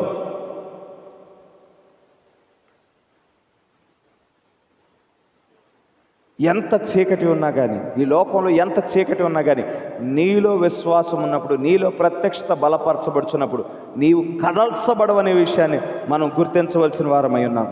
ఇప్పుడు గమనించండి, ఈ ముగింపు కాలంలో ఈ వాక్యంతో నిలబడటం అంటే అది చాలా పోరాటంతో కూడిన కార్యం. ఎందుకు పోరాటంతో కూడిన కార్యం అంటే, ఈ వాక్యంతో నిలబడటం ఇది పాపయుక్తమైన, పాపంతో నింపబడిన భూమి అయి ఉన్నది, పాపంతో నింపబడిన ప్రపంచం అయినది. ఆఖరికి పాతాళం యొక్క బిళం కూడా తెరవబడిందంట ఈ ముగింపు కాలంలో. దాంట్లో ఉండాల్సిన దురాత్మల సమూహాలన్నీ ఇప్పుడు భూమి మీద నివాసం చేస్తూ ఉన్నాయి. భూమి మీద ఆ పాపపు జీవితాన్ని, మనుష్యులను వాటి యొక్క గుడారములుగా మార్చుకొని అవి వాటి యొక్క ప్రణాళికను నెరవేర్చడం మనం చూడగలుగుతూ ఉండినాం. అందును బట్టే ప్రజల యొక్క నైతికత దిగజారిపోయిన పరిస్థితులు మనం చూస్తూ ఉండినాం. ఎంతలా దిగజారిపోయాయంటే మనం ఊహించడానికంటే అసలు ఘోరమైన పరిస్థితులు ఈ లోకం ఉంది.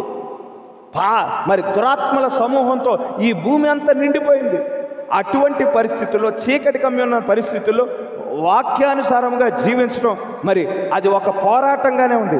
అయితే పోరాటమైనప్పటికీ నీ యొక్క హృదయంలో ఎప్పుడైతే విశ్వాసం కలిగి ఉన్నావో, దేవుని యొక్క వాక్యాన్ని కలిగి ఉన్నావో, ప్రత్యక్షత ఎప్పుడైతే బలపరచబడుతుందో, నీవు ఇక ఏ మాత్రము కదల్చబడవు.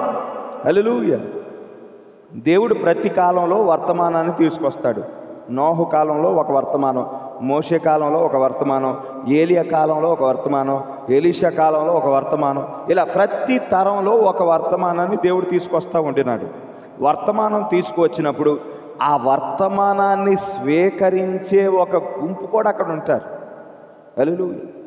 ఏలియా కాలంలో అనుకున్నాడు, దేవుని దగ్గరికి వెళ్ళాడు. అహాబు యెజబెలు ఏలియాని చంపడానికి ప్రయత్నం చేసినప్పుడు ఏలియా పారిపోయి దేవునికి ప్రార్థన చేస్తున్నాడు, ప్రభువా ఈ కాలంలో ఇదిగో నీ వాక్యం కోసం నిలబడిన వాడిని నేను ఒక్కడనే ఉన్నాను ప్రభా, నన్ను కూడా చంపటానికి ప్రయత్నం చేస్తున్నారు ప్రభువా అని ఏలియా ప్రార్థన చేస్తున్నప్పుడు దేవుడు చెప్తా ఉన్నాడు, ఇదిగో బయలుకు మోకాళ్ళలోనని 7,000 మందిని నేను ఏర్పాటు చేసుకున్నాను, వారిని సంరక్షించుకున్నాను అని దేవుడు ఒక గుంపును అక్కడ ఏర్పాటు చేసుకున్నాడు. ఏలియా కాలంలో ఏలియా తీసుకొచ్చిన వర్తమానాన్ని ఈ కాలంలో మరొక ఏలియా పంపించబడ్డాడు. ఏలియా ఆత్మ కలిగిన వాడు పంపించబడ్డాడు. ఈ కాలపు వర్తమానం పంపించబడినప్పుడు ఈ కాలపు వర్తమానాన్ని స్వీకరించేవారు, ఈ వర్తమానంగా మార్చబడే ఒక గుంపు ఉన్నది. హల్లెలూయా. ఎప్పుడైతే వారు ఈ వాక్యాన్ని విని ఉన్నారో వారు ఎక్కడైనా ఉండొచ్చు, ఏ పరిస్థితుల్లోనైనా ఉండొచ్చు, ఏ సంఖ్యలతో అయినా బంధించబడవచ్చు, ఏ ప్రలోభాలనైనా ఉండవచ్చు. ఎప్పుడైతే ఈ వాక్యం వారిని తాకి ఉన్నదో తిరిగి వారు వాక్యం యొద్దకు వచ్చేసేవారిగా ఉంటారు. హల్లెలూయా. వారు ఎప్పుడైతే వాక్యం ఉన్నారో వారిలో విశ్వాసం ప్రారంభమవుతుంది. వారు ప్రార్థన చేయటం మొదలు పెడతారు, ప్రభువా ఇది సత్యమని నాకు తెలుసు ప్రభువా, అయితే ఈ వాక్య ప్రకారం ఈ వాక్యం కొరకు నేను నిలబడటానికి సహాయం చేయతండి, ఈ వాక్యముగా నేను మార్చబడటానికి కృప చూపించు ప్రభువా, నన్ను ఈ లోకం నుండి వేరుపరచు, నా బలహీనతల నుండి వేరుపరచు, నా అవిధేయతల నుండి వేరుపరచు, నన్ను కడుగు ప్రభువా, పరిశుద్ధపరచు ప్రభువా, నా జీవితాన్ని మార్చు ప్రభు అని ప్రార్థన చేసేవారిగా ఉంటారు. ఫైనల్గా వారికి తెలుసు, ఈ వాక్యం కోసం నేను నియమించబడిన వాడిను, అభిషేకించబడిన వాడిను, నా పేరు గొర్రెపిల్ల జీవ గ్రంథంలో మరి జగత్ పునాది వేయబడకమునిపే రాయబడి ఉన్నది కనుక ఈ వాక్యము నాలో వాస్తవతగా మార్చబడును అని వారు ఎరిగి ఉన్నారు.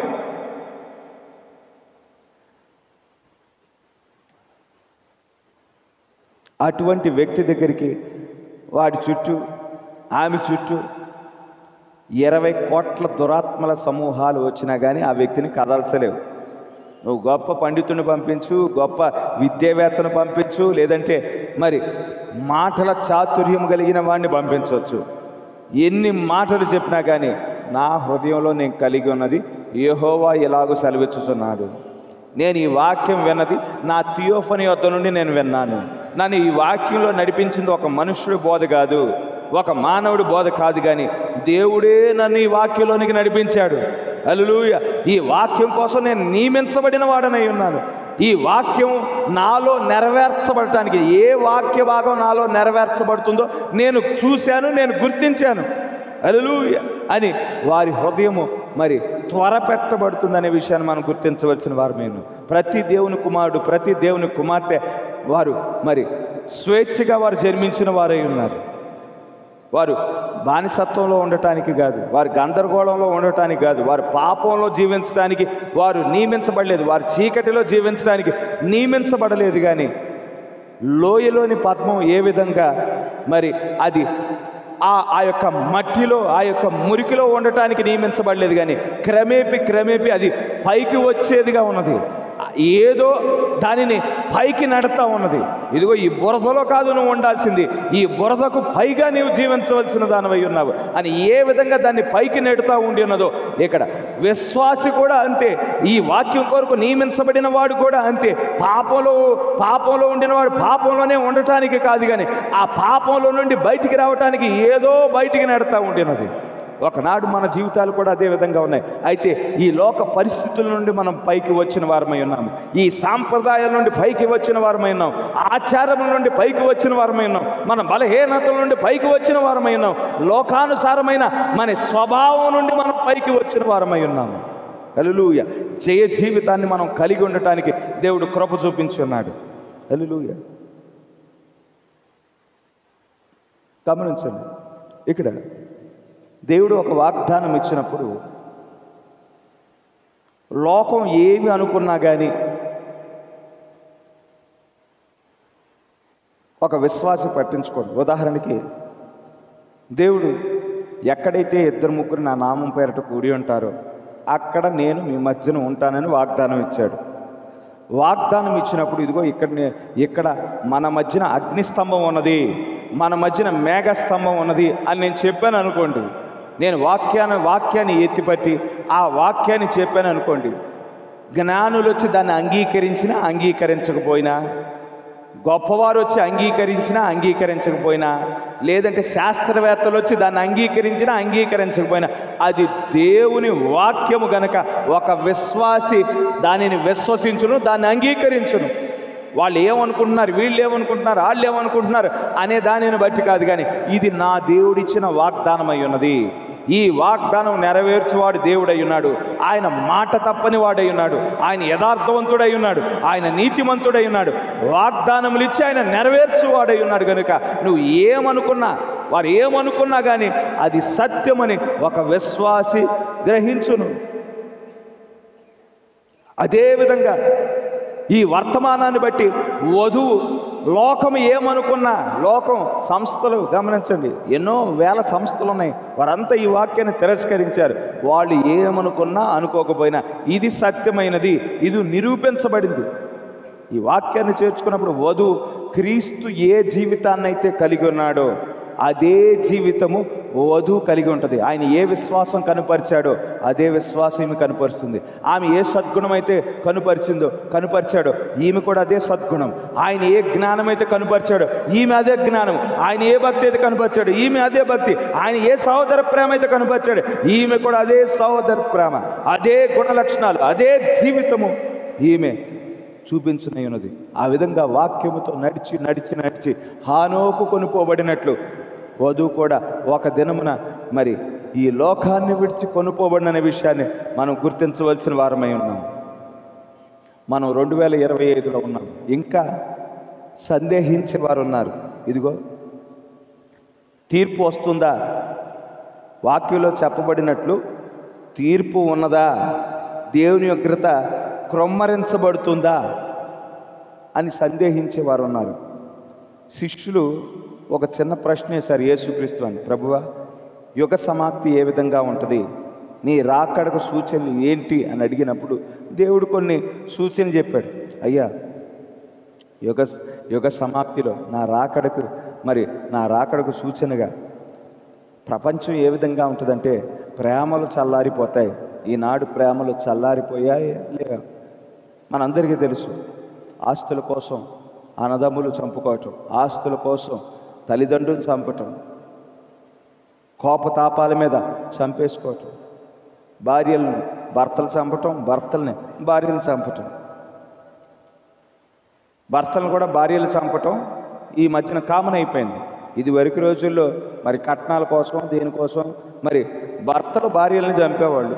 ఇప్పుడు భార్యలు వివాహేతర సంబంధాలను బట్టి భర్తలను చంపేస్తున్న కేసులు ఎక్కువైపోయినాయి. ఎక్కడ చూసినా ఇవే కేసులు. మొన్న ఆర్మీ నుండి వచ్చాడంట. ఆర్మీ నుండి ఎక్కడి నుంచి వచ్చాడు? ఈలోపు వివాహేతర సంబంధం పెట్టుకుంది. భర్త అకస్మాత్తుగా వచ్చేపాటికి ప్రియుడు ఆమె కలిపేసేసి భర్తను చంపేసేసి ఒక డ్రమ్ములో వేసేసి దాంట్లో సిమెంట్ వేస్తారు. అటువంటి పరిస్థితులు ఉన్నాయి. ఇలాంటి కేసులు కోకళ్ళలో ఈ మధ్యకాలంలో. ప్రేమలు చల్లారిపోయిన పరిస్థితులు, కుటుంబాలలో ప్రేమలు లేవు. ఇవన్నీ ఇలా ఉంటాయని దేవుడు ముందుగానే చెప్పాడు. అది నెరవేరుతుంది. యుద్ధాలు, యుద్ధ సమాచారాలు ఏ దేశం మధ్యన చూసినా కానీ యుద్ధ వాతావరణమే. ప్రశాంతంగా ఏ దేశం లేదు.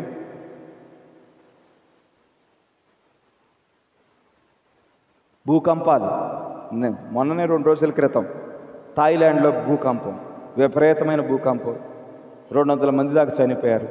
ఎన్నో భవనాలు కూలిపోయాయి. వరదలు,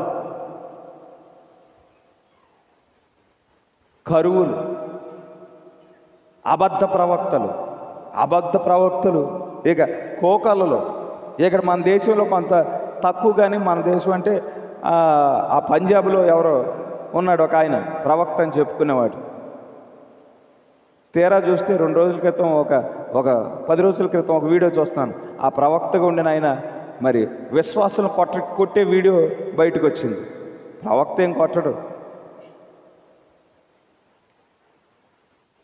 ఇక సౌత్ ఆఫ్రికాలో అయితే, ఆఫ్రికా దేశాల్లో పరిస్థితులు అయితే రెవరెండు పాస్టర్ అని పెట్టుకోవటం మరి నామోషిగా అయిపోయి ప్రతి ఒక్కడు ప్రవక్త అని పెట్టుకుంటాడు.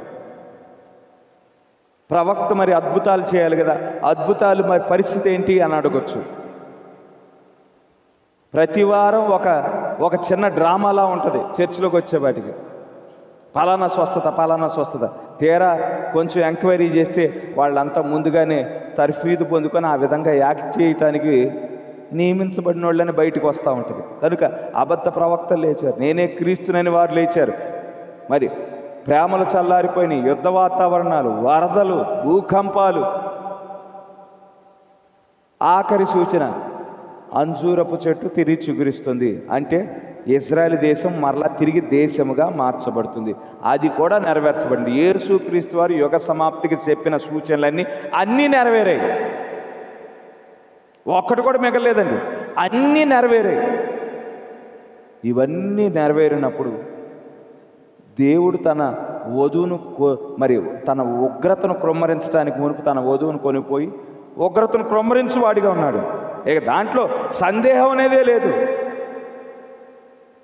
ప్రవక్త గమనించండి, ఆయన 1965 సంవత్సరంలో ఫీనిక్స్ అనే ప్రాంతంలో ప్రసవ వేదనలు, బర్త్ పెయిన్స్ అనే వర్తమానాన్ని ఆయన బోధించాడు. దాంట్లో 3 అయ్యోల గురించి మాట్లాడుతూ ఉన్నాడు. అంటే 3 ప్రపంచ యుద్ధాల గురించి మాట్లాడుతూ ఉన్నాడు.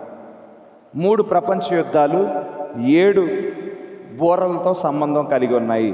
7 బూరలు 7 పాత్రలతో సంబంధం కలిగి ఉన్నాయని ప్రవక్త మాట్లాడుతూ ఉన్నాడు. అసలు ఈ ప్రపంచ యుద్ధాలు ఎందుకు, ఈ బూరలు ఎందుకు, దేవుడు ఈ పాత్రలని ఎందుకు తీసుకొస్తా ఉన్నాడు మానవాళి మీదకి అంటే, ఈ భూమి మొదట్లో దేవుని ఏదేనుగా ఉండేది. సాతానుడు దీన్ని చేజిక్కించుకొని దీన్ని సాతాను ఏదేనుగా మార్చేశాడు. దేవుని ఏదేనుగా ఉండినప్పుడు దీని మీద విశ్వాసపు నాగరికత ఉండేది. కానీ ఇప్పుడు ఏ నాగరికత ఉన్నది? ఈ లోకపరమైన విద్య, లోకపరమైన జ్ఞానంతో కూడిన నాగరికత ఉన్నది. ఈ లోకంలో పాపం నింపబడింది, ఈ లోకంలో అవిధేయతలు నింపబడ్డాయి, అతిక్రమాలు నింపబడ్డాయి, హేయమైన కార్యాలు నింపబడ్డాయి. కనుక ఈ భూమిని తిరిగి ఎవరినైతే దేవుడు విమోచించాడో వారికి ఈ భూమిని ఇవ్వటానికి మునుపు ఈ భూమి ప్రక్షాళన చేయబడాలి. ఒకసారి నీటి ద్వారా ప్రక్షాళన చేయబడింది. నోవహు కాలంలో నీటి ద్వారా ప్రక్షాళన చేశాడు.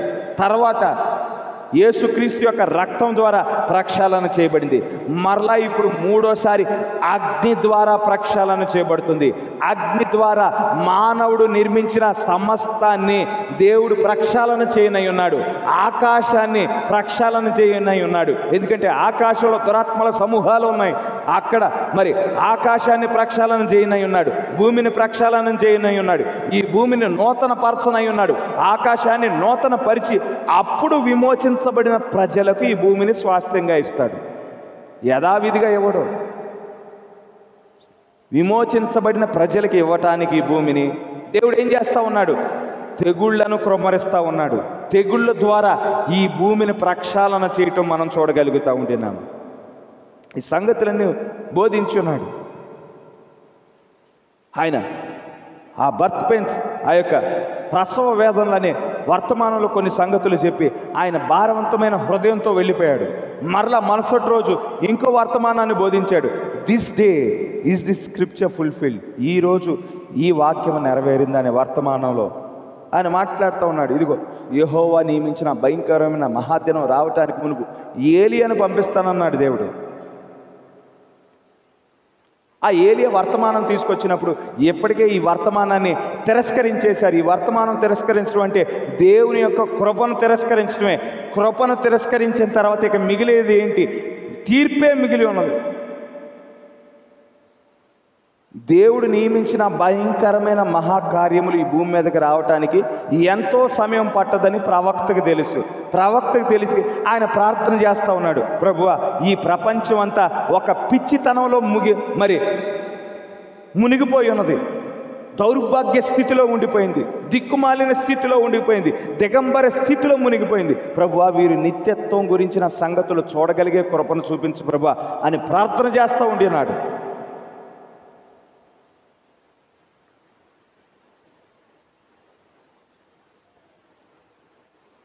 ఏమి జరగనయ్యున్నదో మనం చూడగలిగినప్పుడు ప్రస్తుతానికి దేవుడు ఏం చేస్తున్నాడో కూడా మనం చూడగలుగుతాం. రానయ్యున్న దినాలలో దేవుడు 7 ఉగ్రతలను క్రొమ్మరించనయ్యున్నాడు ఈ భూమి మీదకి. అయితే దేవుడు ఇప్పుడేం చేస్తూ ఉన్నాడు? అప్పుడు ఉగ్రతలు క్రొమ్మరించనై ఉన్నాడు భవిష్యత్తులో. ఇప్పుడేం చేస్తూ ఉన్నాడు దేవుడు? ఇప్పుడు 7 ముద్రలు తెరుస్తూ ఉండినాడు. 7 ముద్రలు తెరిచాడు. 7 ముద్రలు తెరవటం ద్వారా ఏం జరుగుతుంది? మనల్ని తీర్పు నుండి తప్పిస్తూ ఉంటున్నాడు. ఇదిగో ఆ మర్మయుక్తమైన బబులోనులో నువ్వు పాలు భాగస్తులు కామాక బయటికి రా. దాని తీర్పు నువ్వు పొందుకోకూడదు, బయటికి రా. ఆ ఆచారంలో నువ్వు భాగం కాకూడదు, బయటికి రా. ఆ సాంప్రదాయాల్లో భాగం కాకూడదు, బయటికి రా. ఆ అల్లరితో కూడిన ఆటపాటల్లో నువ్వు భాగం కాకూడదు, బయటికి రా. నీ వస్త్రధారణ మార్చుకో, నీ అలంకరణ మార్చుకో, నీ మాట తీరు మార్చుకో, నీ స్వభావాన్ని మార్చుకో.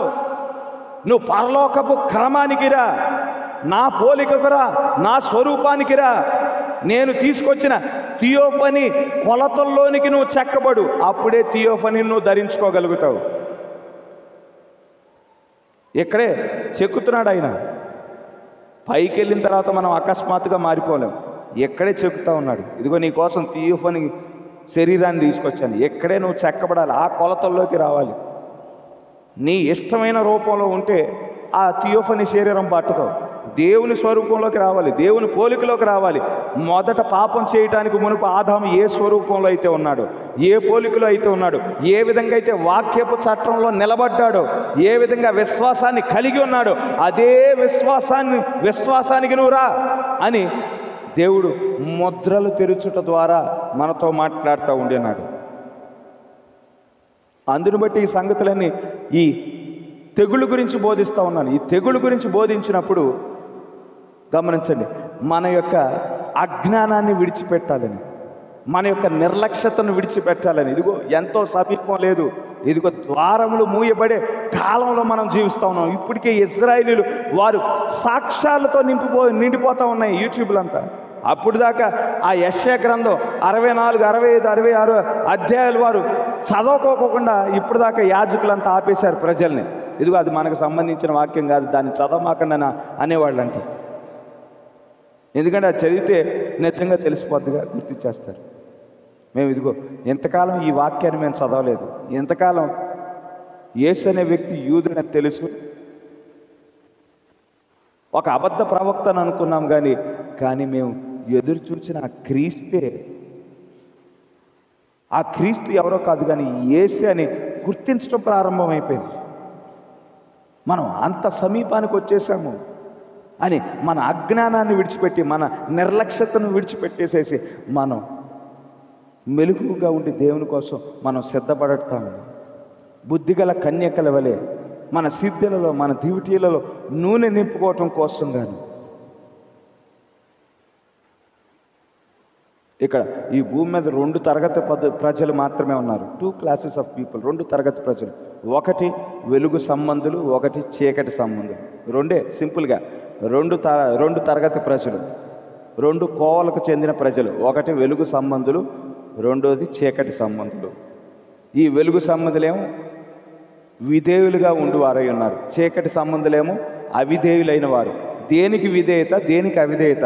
బయలుపరచబడిన దేవుని వాక్యానికి, ఈ కాలపు వర్తమానానికి విధేయులైన వారు, ఈ కాలపు వర్తమానానికి అవిధేయులైన వారు. ఈ విధేయులుగా ఉండిన వారితో దేవుడు మాట్లాడుతూ ఉన్నాడు. కూడిక తర్వాత కూడికలో, కూడిక తర్వాత కూడికలో, కూడిక తర్వాత కూడికలో మాట్లాడుతూ ఉన్నారు. ఇదిగో మీ కాలము సమీపించున్నది, మీరు సిద్ధపడవలసిన వారు ఉన్నారు. నేను మీకోసం పంపించిన ఆ పెండ్లి వస్త్రాన్ని ధరించుకోవలసిన వారై ఉన్నారు, వాటి ద్వారా అలంకరించబడవలసిన వారై ఉన్నారు. నేను ఏ గుణలక్షణాలు అయితే కలిగి ఉన్నానో అదే గుణలక్షణాలను మీరు కలిగి ఉండవలసిన వారై ఉన్నారు. నేను ఏ సామాన్యత అయితే కలిగి ఉన్నాను అదే సామాన్యత మీరు కలిగి ఉండవలసిన వారై ఉన్నారని. కూడిక తర్వాత కూడిక, కూడిక తర్వాత కూడికలో మరి దేవుడు మాట్లాడటం మనం చూడగలుగుతూ ఉండినాం. 7 ముద్దలు తెరవబడగా దేవుని యొక్క ప్రేమ మనకు బయలుపరచబడతా ఉంది. ఇదిగో నేను విద్యావేత్తలను దాటుకొని వచ్చాను, జ్ఞానులను దాటుకొని వచ్చాను, పేరు కలిగిన వారిని దాటుకొని వచ్చాను, మరి ప్రఖ్యాత కలిగిన వారిని నేను దాటుకొని సామాన్యులైన మీ దగ్గరకు వచ్చాను. మీ దగ్గరకు వచ్చి లోతైన సంగతులు నేను మీకు బయలుపరిచాను. మీకు నిజానికి ఈ సంగతులు గ్రహించే జ్ఞానం కూడా లేదు, నేనే మీలో ఉండి ఈ సంగతులు మీరు పట్టుకొనలాగున నేనే కృప చూపించాను. ముద్రలు తెరవబడుట ద్వారా దేవుని ప్రేమ మన పట్ల ఎంత ఉన్నదో మనకి తేటపరచబడతా ఉంది. జగత్ పునాది వేయబడక మునిపే నీవు నా ఆలోచనలో ఉన్నావు. అప్పుడే నిర్ణయించా నీవు ముగింపు కాలంలో భూమి మీద ఉంటావు, ముగింపు కాలంలో నేను నిన్ను విమోచిస్తాను, సజీవముగా నేను నిన్ను కొనిపోతాను, నిన్ను నా వధువు అనే పేరు నీకు ఇస్తాను అని జగత్ పునాది వేయబడక మునిపే దేవుడు ఈ విధమైన ఆలోచన కలిగి ఉన్నాడని ముద్రలు తెరవబడుట ద్వారా మనకు బయలుపరచబడింది. ఆయనకు మన మీద ఉండిన ప్రేమ బయలుపరచబడతా ఉంది. గమనించండి, విమోచన తీర్పు సమాంతరంగా వెళ్తూ ఉంటుంది. తీర్పు వేరు, శిక్ష అమలు చేయటం వేరు. విమోచన దేవుని ముద్రను కలిగి ఉంటే విమోచన. తీర్పు ప్రత్యక్షతను తిరస్కరిస్తే తీర్పు. ప్రత్యక్షతను తిరస్కరిస్తే కయ్యోను దేవుని ప్రత్యక్షతను తిరస్కరించాడు, ముద్ర పొందుకొని వెళ్ళిపోయాడు. ముద్ర పొందుకొని వెళ్ళిపోయాడు. తర్వాత శిక్ష విధించబడింది. ఈనాడు కూడా ఈ కాలపు వాక్యాన్ని అంగీకరించినప్పుడు దేవుని యొక్క ముద్ర అయి ఉన్నది. ఈ వాక్యాన్ని తిరస్కరించినప్పుడు అది మృగం యొక్క ముద్ర అయి ఉన్నది. మృగం యొక్క ముద్ర. పిలాతును గమనించండి, ఈ వాక్యాన్ని తిరస్కరించడం ఎంత సూక్ష్మమైన కార్యమో గమనించండి. ఒక్కొక్కసారి తెలియకోకుండానే వారు ఏం తిరస్కరిస్తున్నారో తెలియకోకుండానే తిరస్కరిస్తూ ఉంటారు వాక్యాన్ని. పిలాతు దగ్గరికి ఆ కాలపు వాక్యమే వచ్చింది. యేసుక్రీస్తే వచ్చాడు. అయితే ఏం చేస్తున్నాడు? ఇదిగో నేను ఈ మతపరమైన అంశాలలో నేను తలదోర్చనని హేరోదు దగ్గరికి పంపించేశాడు. హేరోదేమో ఆయనకి అధికారం లేదు. మత పెద్దలంతా ఈయనకి సిలువెయ్యాలి సిలువెయ్యాలి సిలువెయ్యాలి అని వారు అరుస్తూ ఉన్నారు.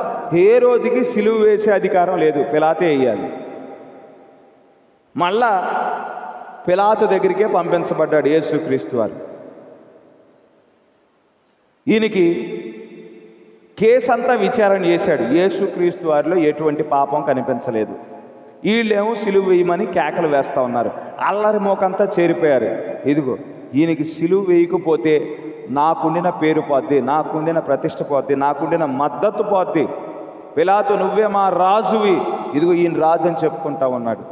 ఆయనేమో నేను మాట్లాడేది ఈ రాజ్యం గురించి కాదు, భూలోక సంబంధమైన రాజ్యం కాదు అని ఆయన చెప్తా ఉన్నాడు. పిలాతు గారికి ఏ పాపం కనిపించలేదు, సిలువ వేసే పాపం ఏ పాపం కనిపించలేదు. అయితే పిలాతు ముందు రెండు, ఒకటి ప్రజల యొక్క మద్దతు కోసం నిలబడి యేసుక్రీస్తు వారి సిలువ వేయటమా, లేదంటే మీరు ఏం చెప్పినా సరే నాకు పాపం కనిపించట్లేదని యేసుక్రీస్తు వారిని విడుదల చేయటమా. అయితే పిలాతు దేన్ని అంగీకరించున్నాడు? ఇదిగో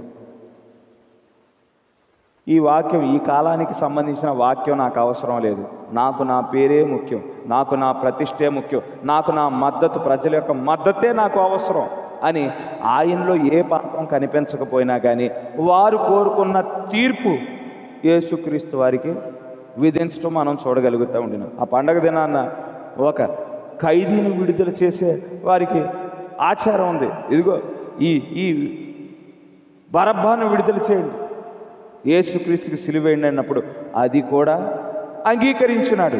వాక్యాన్ని తిరస్కరించిన పరిస్థితులు మనం చూడగలుగుతూ ఉన్నాం. తర్వాత పిలాతుకి ఏం జరిగింది? పిచ్చివాడైపోయాడు, సూసైడ్ చేసుకొని చనిపోవటం మనం చరిత్రలో చూడగలుగుతూ ఉండినాం. ఆనాడు పిలాతు ఏ విధంగా వాక్యాన్ని తిరస్కరించినాడు. ఈ కాలము పిచ్చి పట్టిన యుగం అయ్యున్నది. ప్రజలు అదేవిధంగా సత్యమని తెలిసి కూడా సత్యాన్ని తిరస్కరిస్తూ ఉన్నారు. హానికరమని తెలిసి కూడా సిగరెట్ ప్యాకెట్ మీద ఏముంటుంది? Smoking is injurious to health, ధూమపానం ఆరోగ్యానికి హానికరం అని రాయబడినా కానీ ఏం చేస్తూ ఉన్నారు? తాగేవారు తాగుతూ ఉన్నారు. మద్యపానం ఆరోగ్యానికి హానికరం, తాగేవారు చక్కగా తాగుతూనే ఉన్నారు. గంజాయి తాగటం వలన బలహీనం అయిపోతారు, రోగాలు వస్తూ ఉన్నాయి, ఏమి చేయలేని పరిస్థితి. అయినా కానీ ఏం చేస్తూ ఉన్నారు? కుర్రకారంతా ఆ గంజాయికి వ్యసనం, ఆ వ్యసనానికి బానిస అయిపోతున్న పరిస్థితులు. ఎందుకంటే ఇది పిచ్చి పట్టిన యుగం అయి ఉన్నది. అలాగే ఆత్మీయమైన మరణం పొందుకుంటారయ్యా, దేవునిని ఆశ్రయించండి అని ఆత్మీయమైన మరణం పొందుకుంటారు, నరకానికి వెళతారని తెలిసినా కానీ వాళ్ళు నరకానికి వెళ్ళటానికి ఇష్టపూర్వకంగా వారు ఉన్నారు. పిచ్చి పట్టిన యుగాన్ని కలిగి ఉన్నారు. అయితే గమనించండి, దేవుని యొక్క మహాకృపను బట్టి ఈ పిచ్చి పట్టిన యుగంలో, దిక్కుమాలిన స్థితిలో ఉండిన ఈ యుగంలో, దౌర్భాగ్య స్థితిలో ఉండిన ఈ యుగంలో దేవుడు మన కనులను తెరిచి ఉన్నాడు, మన హృదయాన్ని తెరిచి ఉన్నాడు. మనం ఏ కాలంలో ఉన్నాము, ఏ ఋతువులో ఉన్నామో మనం చూడగలగటానికి దేవుడు మన కోసం ఆయన దిగి వచ్చాడు. ఆయన న్యాయమూర్తిగా దిగి వచ్చాడు. ఆయన మనం ఏది ఆశించాలో ఆ సంగతులను బయలుపరిచి ఆ సంగతులు నెరవేర్చుట కొరకు మనం ఎదురు చూచేవారిగా ఆయన మనల్ని నిలబెట్టుకొని ఉన్నాడు. అవును, నా విమోచన ఈ కాలంలోనే అయి ఉన్నది. నేను సమాధికి వెళ్ళను, నేను మరణాన్ని రుచి చూడను, నేను సజీవంగా ఉంటున్నాను, కానీ నేను క్షయమైన ఈ శరీరం మీద అక్షయతను ధరించుకుంటాను. ఇప్పటికే నా థియోఫనీని నా మెల్కిసెదకు తీసుకువచ్చాడు. నా థియోఫనీ ద్వారానే ఈ వాక్యాన్ని నేను వింటా ఉన్నాను. నేను ఆ వాక్యం నా థియోఫనే చెప్తా ఉన్నది అని మనం ఆశించగలిగే గుంపుగా ఉండటానికి దేవుడు కృప చూపించినాడు. ఆ విధంగా మరి రాకడ కొరకు ఎదురు చూచేవారిగా బుద్ధిగల కన్యకల వలె సిద్ధులలో డ్యూటీలలో నేను ముందుగానే నింపుకొని మనం జీవించగలగటానికి దేవుడు కృప చూపించునుగాక. దేవుడిచ్చిన మాటలను దీవించునుగాక. మరొక్కసారి మనం లేచి నిలబడదాం. మన మధ్యన మన దేవుని మన స్తుతులతో మన స్తోత్రాలతో కొనియాడదాం. ఈ మూడో తెగులు ఇంకా ప్రారంభించలేదు, జస్ట్ ఇంట్రడక్షన్ ఇచ్చాను. మూడో తెగులు గురించి వచ్చే వారం మరి మనం తెలుసుకుందాం. హల్లెలూయా హల్లెలూయా హల్లెలూయా హల్లెలూయా హల్లెలూయా హల్లెలూయా హల్లెలూయా హల్లెలూయా. స్తోత్రములు స్తోత్రములు స్తోత్రములు స్తోత్రములు స్తోత్రములు తండ్రి. వందనములు ప్రభా, వందనములు తండ్రి, వందనములు ప్రభా. హల్లెలూయా హల్లెలూయా హల్లెలూయా హల్లెలూయా హల్లెలూయా హల్లెలూయా హల్లెలూయా హల్లెలూయా హల్లెలూయా హల్లెలూయా. స్తోత్రములు స్తోత్రములు స్తోత్రములు స్తోత్రములు స్తోత్రములు తండ్రి. వందనములు వందనములు వందనములు వందనములు ప్రభా, వందనములు తండ్రి, వందనములు యేసు, వందనములు ప్రభా. హల్లెలూయా హల్లెలూయా హల్లెలూయా. వందనములు వందనములు వందనములు వందనములు వందనములు వందనములు తండ్రి. మరి ప్రకటించబడిన రీతిగా మరి వచ్చే గురువారం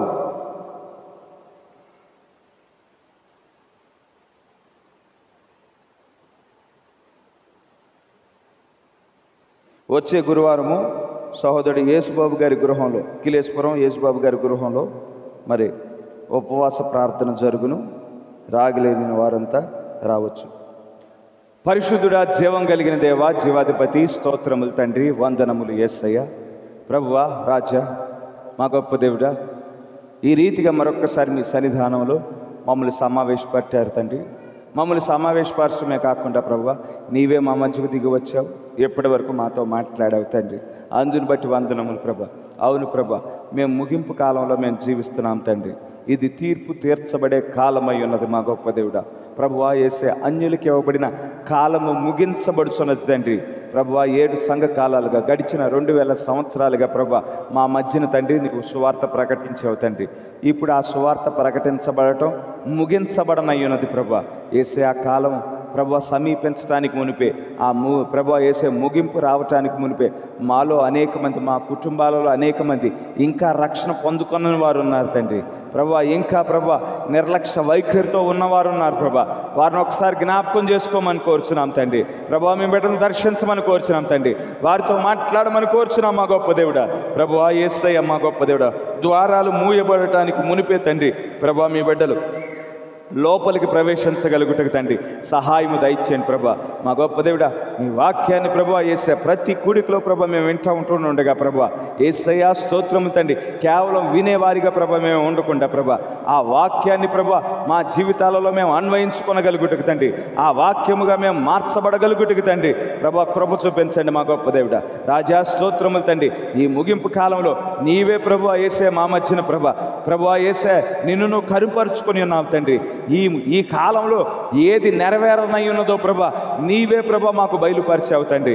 అవును ప్రభా, 7 సంఘ కాలంలో జరిగిన విధంగా మేము మరణాన్ని రుచి చూడడం ప్రభా, మేము సమాధిలోనికి ప్రభా సమాధిలో పాతి పెట్టబడం కానీ ప్రభా క్షయమైన ఈ శరీరం మీద అక్షయతను ధరించుకోవటానికి గాను ప్రభా యేసయ్య మమ్మల్ని నిర్ణయించిన దేవుడవై ఉన్నావు తండ్రి. ప్రభువా యేసయ్య, ఈ ముగింపు కాలంలోనే మా గొప్ప దేవుడా ప్రభువా అన్ని సంఘ కాలముల కంటే అధికమైన విశ్వాసం కావాలి ప్రభా యేసయ్య మా గొప్ప దేవుడా. పరిపూర్ణమైన విశ్వాసం ప్రభా మాలో నింపమని కోరుచున్నాం తండ్రి. రూపాంతరపు శక్తిని నింపమని కోరుచున్నాం మా గొప్ప దేవుడా. మమ్మల్ని పరిపూర్ణతలోకి నడిపించమని కోరుచున్నాము తండ్రి. ఆత్మీయమైన స్వస్థత పొందుకోవటానికి ప్రభా నీవే కృప చూపించమని కోరుచున్నాం మా గొప్ప దేవుడా.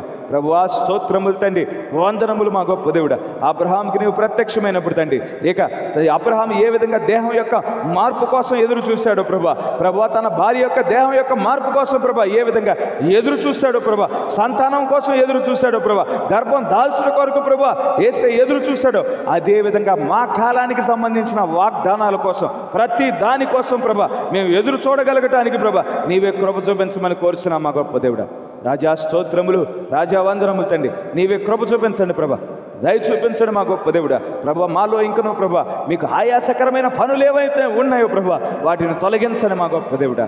ప్రభా పరిపూర్ణంగా మీ రూపంలోకి, మీ వాక్య స్వరూపంలోకి మేము నడిపించబడటానికి తండ్రి సహాయము దయచేయండి, కృప చూపించండి అయ్యా. ప్రభా యేసయ్య నూరంతలుగా ప్రభా ఈ వాక్యాన్ని మాలో ప్రభా ఫలించగలుగుటకు తండ్రి సహాయము దయచేయండి, కృప చూపించండి తండ్రి. ప్రభా కూడి వచ్చిన ప్రతి బిడ్డను దీవించండి, ప్రతి బిడ్డను ఆశీర్వదించండి ప్రభా. ఇప్పుడు మా గృహాలకు మేము వెళుతుండగా మరొక్కసారి మీ సన్నిధి, మీ ప్రసన్నత, మీ దీవెనలు, మీ ఆశీర్వాదాలు ఇప్పుడు ఎల్లప్పుడూ మా మీదను మా కుటుంబాల మీద మెండుగా కుమ్మరించమని కోరుకుంటూ ఇచ్చిన ప్రార్థన ప్రభు అయిన యేసుక్రీస్తు నామములో అడిగి వేడుకొంచున్నాము. ఆమేన్. God bless you. దేవుడిని దీవించుగాక.